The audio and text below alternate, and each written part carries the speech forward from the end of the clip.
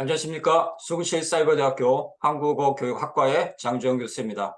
자, 이번 시간은 저희가 자기소개서에 대해서 좀 같이 이야기를 나눠보도록 하겠습니다. 저희가 보통 이제 대학교 어학당에서 한 학기가 10주 과정으로 진행이 되는데요.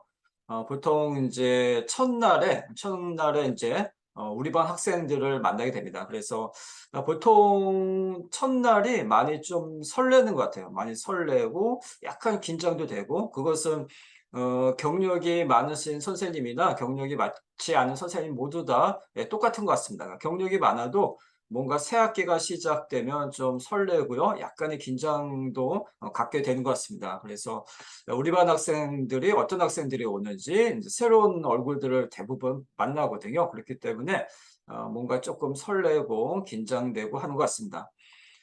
그래서 보통 첫날에는요, 학생들에게 자기소개서를 받습니다. 자기소개서. 그래서 우리 반 학생들의 어떤 이름은 당연하고요. 그다음에 국적이라든지 또 집이 어디인지 또 목표가 무엇인지 이런 것들을 교사가 알고 있어야 한 학기 동안 잘 그 학생들을 이끌어 갈 수가 있습니다.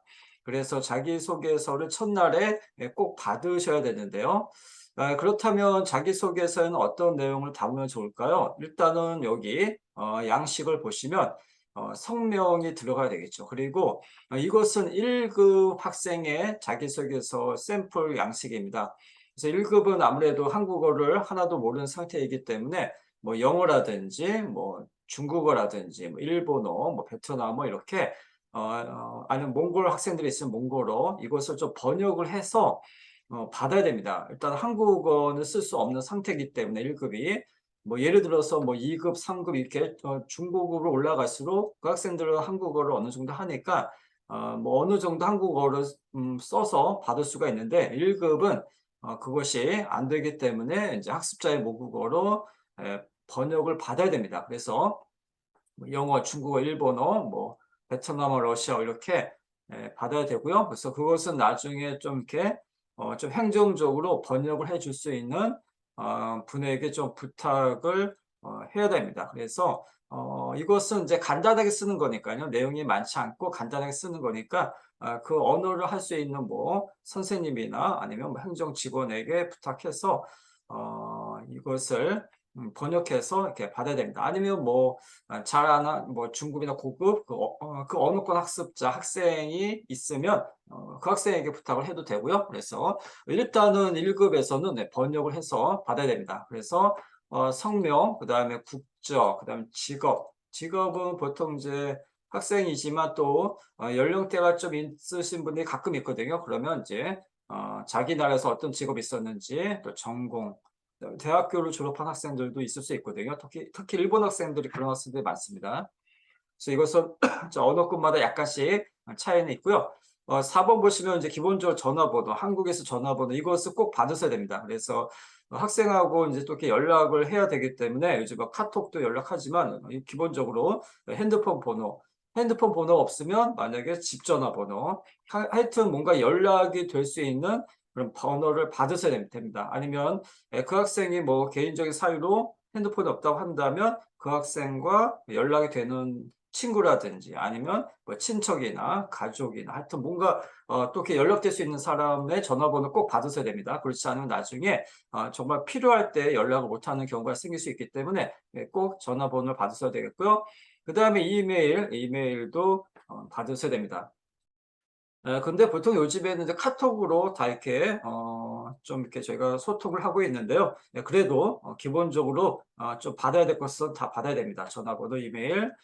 그다음에 생년월일. 네, 그래서 가끔 이제 저희가 이런 것도 좀 알아두시면 이제 그 학생의 생일에 또 이제 조촐하게 파티를 해줄 수 있거든요. 그래서 이런 것들 또 생일 챙겨주는 게 약간 뭐 조심스러운 거 있습니다. 그래서 이것이 이제 어떤 반에서는 생일 파티 해주고 또 어떤 반 안 해주면 또 이것이 약간의 반마다 어떤 이제 이것이 뭐랄까요? 뭐 불만이 될 수도 있거든요. 그래서 이것은 조심스러운 측면이 있지만 기본적으로 생년월일 받으시면 되고요. 그다음에 외국인 등록증, 그다음에 7번은 예, 한국어를 공부한 적이 있습니까? 어디에서 얼마나? 그래서 1급이니까 아무래도 이제 자기 나라 본국에서 예, 공부를 하나도 안 한 학생도 있고 아니면은 뭐 드라마나 독학이나 뭐 학원이나 이렇게 공부한 학생이 있을 수 있거든요. 그래서 예, 그런 것들을 사전 조사하셔서 우리 반 학생들의 어떤 수준 이런 것들을 어느 정도 가늠할 수 있기 때문에 이런 질문이 필요하겠습니다.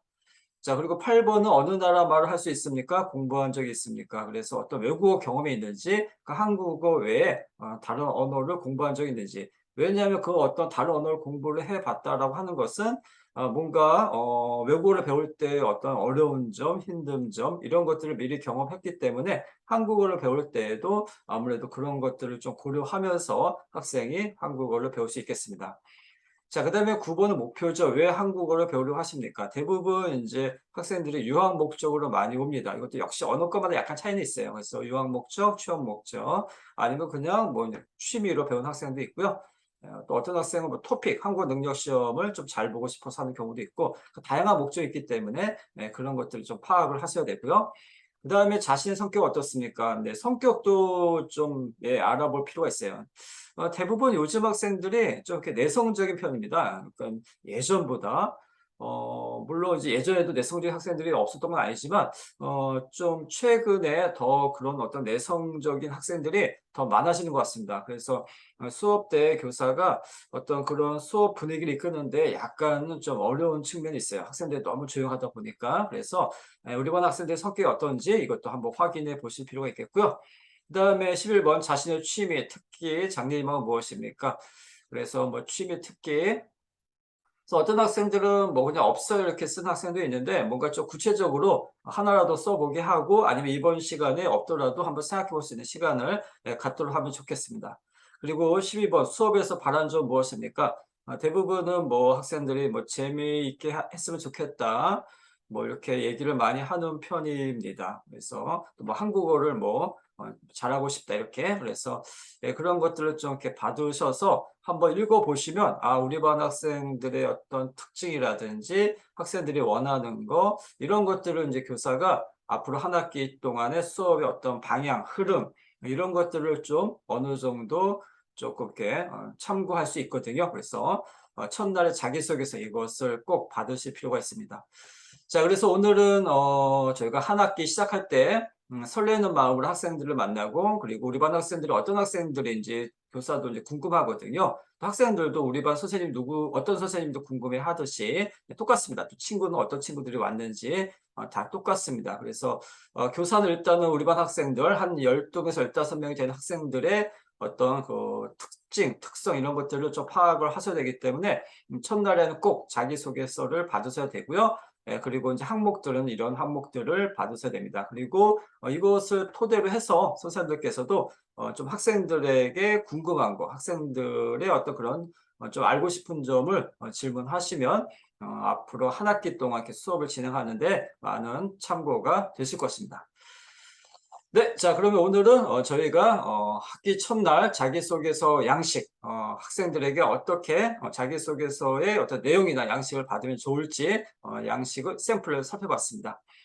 자, 그러면 저희 오늘 요 수업은 여기서 마치겠고요. 다음 영상에 또 다른 내용으로 인사드리도록 하겠습니다. 그러면 이제 오늘 영상을 여기서 마치도록 하겠습니다. 감사합니다. 안녕히 계십시오.